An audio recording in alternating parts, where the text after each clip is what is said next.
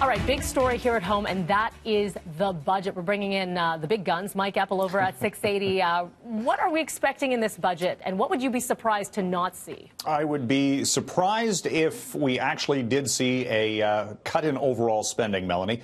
We've seen on several occasions, governments try to pull back on things, and what they do is they slow the uptrend in spending rather than actually do any sizable cutbacks. Now, the Ford government has said they want to wrestle down that deficit, which is pegged anywhere from $13 to $15 billion, depending on the latest estimates.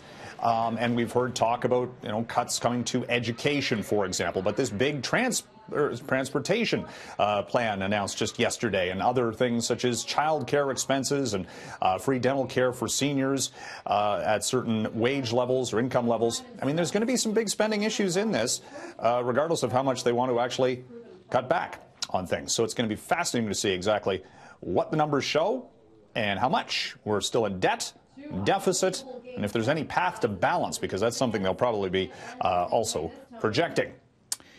What's more likely, a Canadian bank stock downturn or the Leafs winning the Stanley Cup?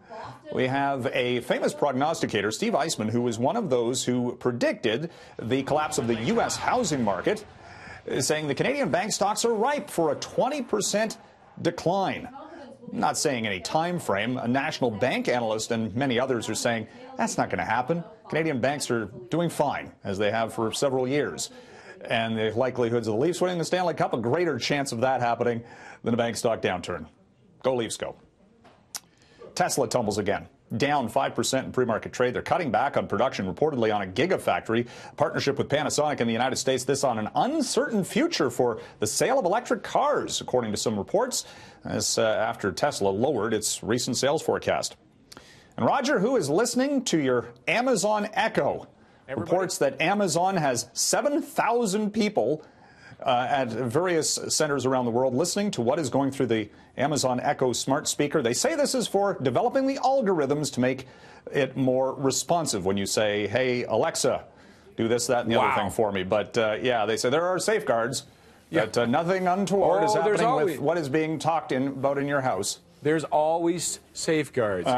7,000 people. 7,000 in Boston, Costa Rica, India, and Romania, according to several sources to around the Bloomberg world? News. Yeah, well, all around the world listening to those smart speakers. Do you think these people, they just hit a point they're not even listening anymore? They're looking for keywords. Possibly that's the case, but all those people that say, I don't want one of those things in my house to listen to, well, maybe there's a little bit of merit to that. All right. Thank you, sir. Have a great day. Thank you. Cheers, Mike.